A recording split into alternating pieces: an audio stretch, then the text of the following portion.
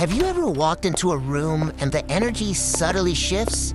People suddenly get quiet, or they start agreeing with you a little too quickly. You think you're just being yourself, but to them, you are terrifying. Here's the truth about intimidation. It isn't always about being loud. It isn't about being aggressive or mean or physically imposing. In fact, the most intimidating people are often the quietest. Society trains us to be agreeable, to shrink ourselves, to make others comfortable. When you refuse to do that, you disrupt the entire system. Psychology tells us that intimidation often stems from contrast. When you don't conform to the usual social anxieties, it makes other people acutely aware of their own. You become a mirror they didn't ask to look into. Today we're going to look at 7 psychological signs that you intimidate people without even realizing it. If you recognize yourself in these, don't apologize. Your presence isn't a flaw, it is a filter. Let's dive into sign number 1. Sign number 1, you're completely comfortable in silence. Most people are absolutely terrified of a quiet room. When a conversation pauses, they panic, they babble, they overshare. They fill the void with meaningless noise because silence feels like a threat to their social standing. Neurologically, silence triggers their fight or flight response because they fear rejection.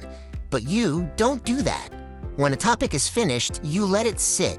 You don't rush to rescue the other person from their own discomfort. You simply exist in the quiet space. To someone who relies on constant chatter for validation, your silence is deafening. They wonder what you're thinking. They assume you're judging them. In reality, you're just peacefully observing. But that level of inner peace is incredibly rare. And to an anxious mind, rare things feel dangerous. You aren't trying to make them sweat, but your refusal to play the social anxiety game makes them realize how frantically they are playing it. That realization is deeply intimidating. Sign number 2, you speak in statements, not questions.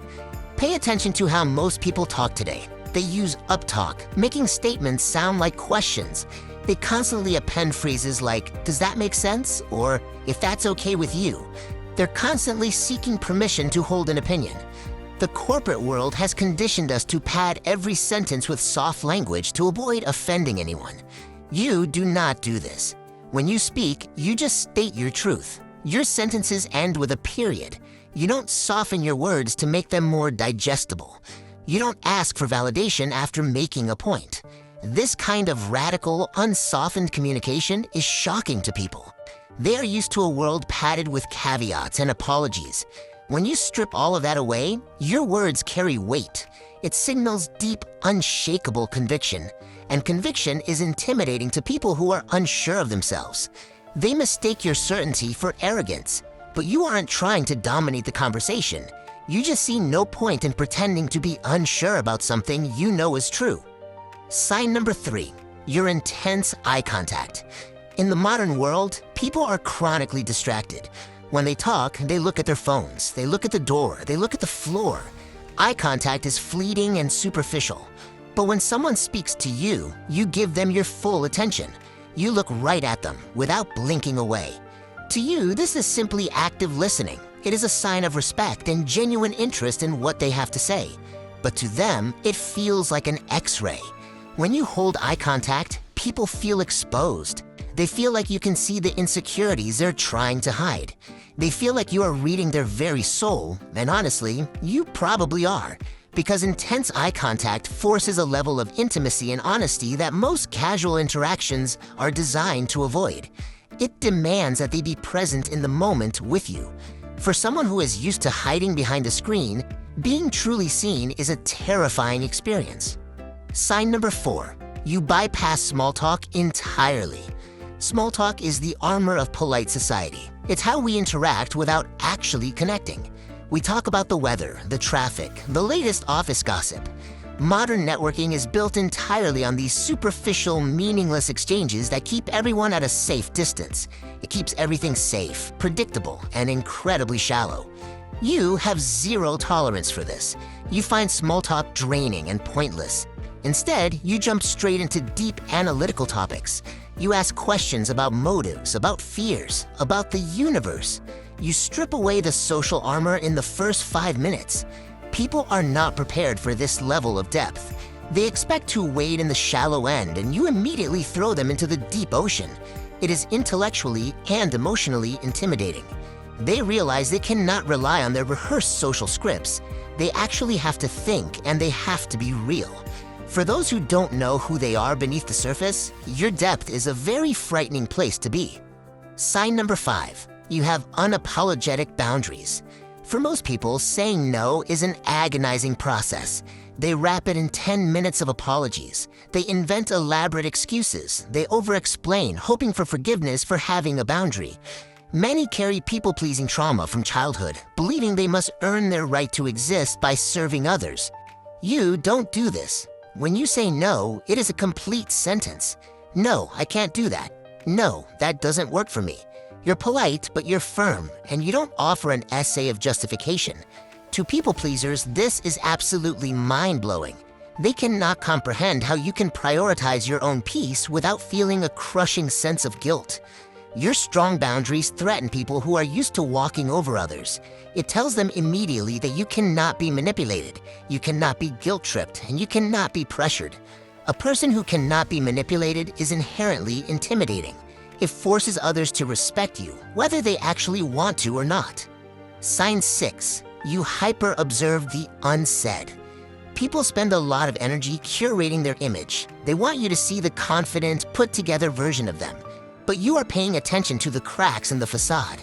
You notice the tiny micro-expressions, the subtle shifts in tone, the body language that contradicts their words. You notice what they intentionally leave out of a story. And sometimes you casually mention it. You bring up a pattern or an inconsistency they thought was hidden. When you do this, they feel instantly exposed. It's like a magic trick they didn't consent to. They realize that you are operating on a higher frequency of awareness. You see the things they are desperately trying to conceal, and this makes them feel vulnerable around you. They know they cannot lie to you, not even by omission, because you hear everything they are not saying. And truth is always intimidating to those who live in denial. And finally, sign number 7. You do not compete for attention. Look around any room and you will see a subtle competition. People are loud, trying to prove their worth. They drop names, they boast about achievements. They desperately want to be seen as the most important person there. But you completely opt out of the game. You sit back, you observe, you don't interrupt. You have zero need to prove yourself to a room full of strangers. Your lack of their approval is your greatest weapon. It's an immovable kind of power. In a room full of loud egos fighting for scraps of validation, the person who needs nothing is the one who controls the energy. Your quiet presence makes their loud desperation obvious.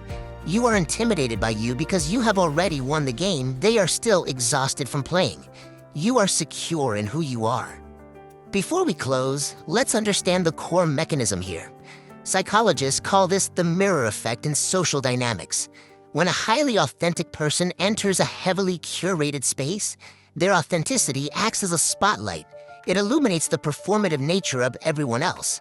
You don't intimidate them because you are dangerous. You intimidate them because you are undeniably real.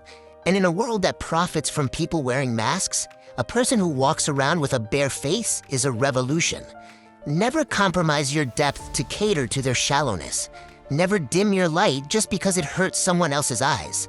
The right people will put on sunglasses, not ask you to turn it off. Intimidation is rarely about what you are doing to other people. It is almost always about what your presence reveals in them. You trigger their insecurities by simply refusing to share them. So, if people tell you that you are intimidating, don't shrink yourself to make them comfortable.